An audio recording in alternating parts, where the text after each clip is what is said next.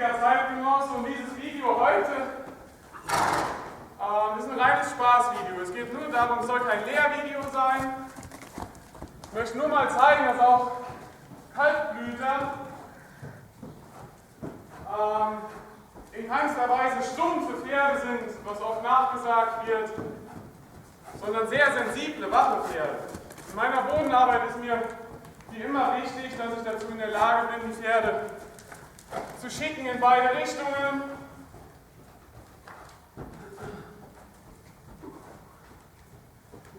Ich versuche relativ viel darauf zu achten, dass ich ein Ohr habe. Wenn ich keins habe, mache ich etwas, um eins zu bekommen.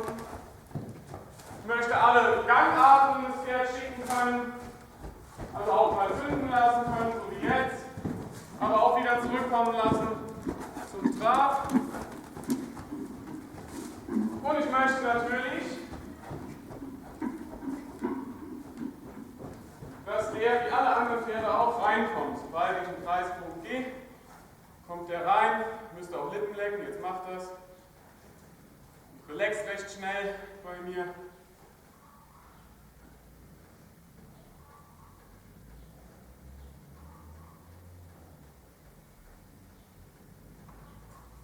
Was man bei dem erwähnen sollte, der kam zu mir und war ein ziemlicher Stinksack. Hatte sich so Scheiß angewöhnt wie Anbeißen und Ummähen, und der hat einen einfach umgerannt. Keinen Abstand eingehalten. Ja, da habe ich mit dem angefangen, ein bisschen rumzuspielen, dass der ein bisschen folgt.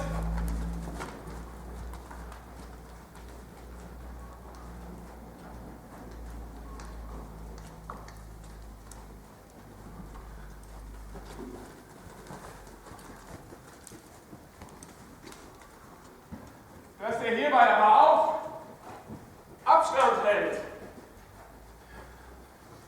dass der anhält, dass der weicht, dass so Kleinigkeiten sind, die das Leben einfach erleichtern. Und ich will einfach mal, ja, hier mal zeigen, wie nett so ein Kaltblüter doch sein kann.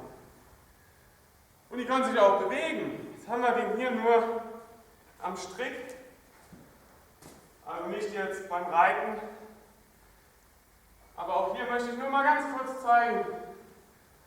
Der hat ein bisschen Longenprogramm hinter sich, hat ein bisschen was gelernt.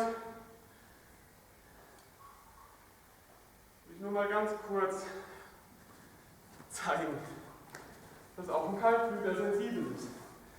Und auf wie viel die achten. Wie jedes andere Pferd auch. Wie gesagt, er hat ein bisschen Longenprogramm gehabt, der hängt sich auch ein, auch wenn der Hals bei ihm hoch angesetzt ist,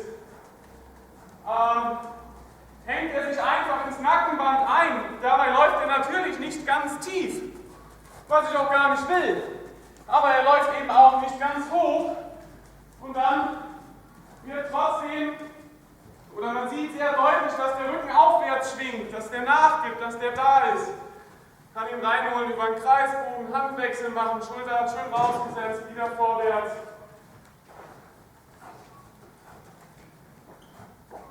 Bisschen mehr versammeln, annehmen, loslassen, alles klar, wieder laufen lassen. Ich möchte darauf hinweisen, dass dieses Pferd genau wie alle anderen Pferde, die ich trainiere, noch niemals ausgebunden wurde. Ich denke, wir müssen dazu in der Lage sein, ein Pferd davon zu überzeugen, etwas gerne zu machen. Und wenn das noch was ist, was denen körperlich nicht besonders schwer fällt, haben wir an sich so ein Ergebnis. Das ist jetzt nichts Besonderes und nichts Megamäßiges, aber das Schöne ist einfach, es ist ein Kaltblut. Der läuft durch, der schwingt trotzdem den Hintern, ist aktiv. Der läuft nicht zu tief, aber auch nicht zu hoch. Hat fast immer die Ohren da. Und ist einfach ein wirklich nettes Pferd geworden. Ich möchte mal wieder darauf hinweisen, dass es an sich schade ist, dass ich nicht bei dem auch ein Video von vorher noch habe, weil da war der doch ein bisschen anders. Ja, ich hoffe, ihr habt ein bisschen Eindruck von einem Kaltblüter kriegen können. oder generell